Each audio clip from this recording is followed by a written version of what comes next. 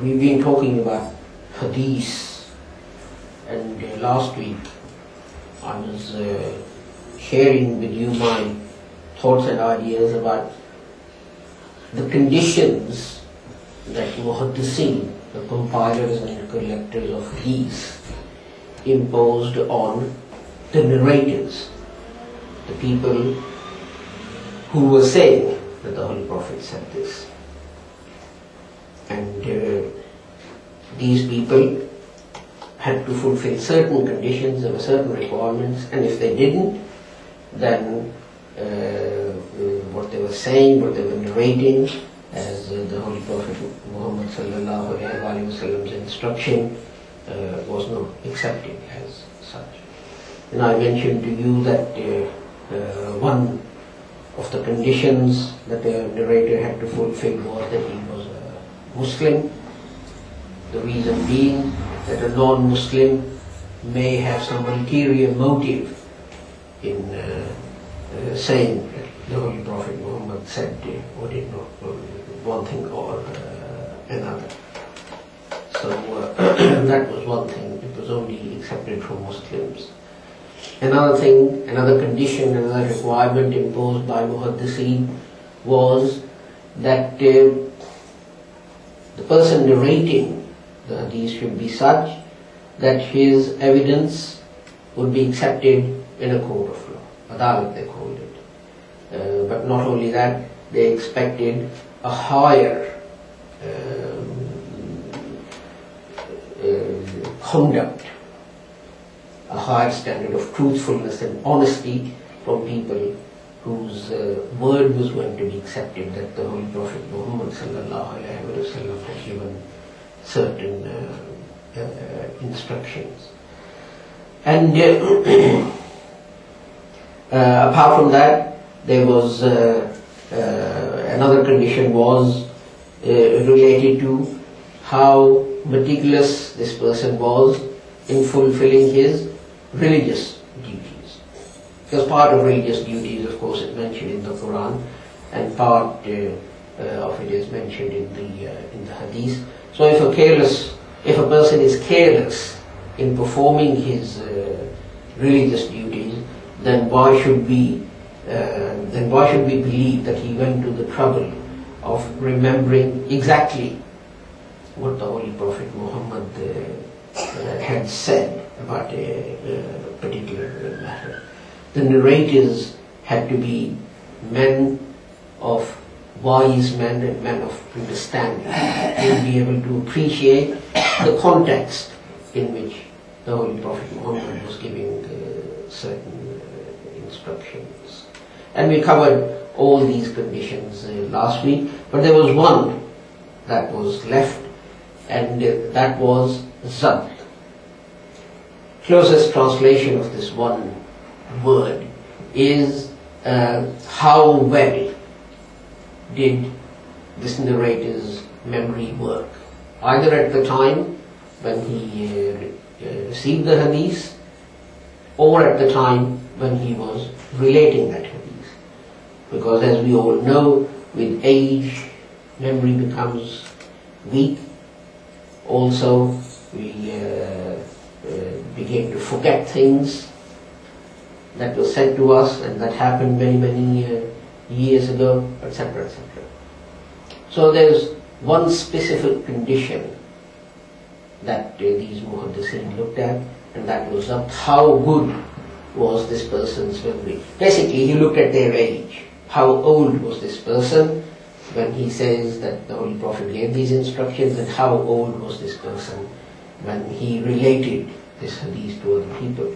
And sometimes you'll find that a narrator will give some ahadith and they'll be accepted, and then some will be rejected.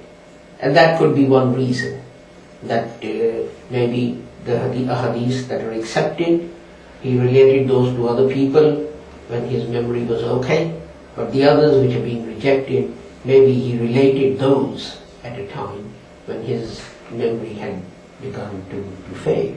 Because you'll remember that wherever in the Muslim world a person discovered that there was a companion of the Holy Prophet living somewhere, they would travel hundreds of miles.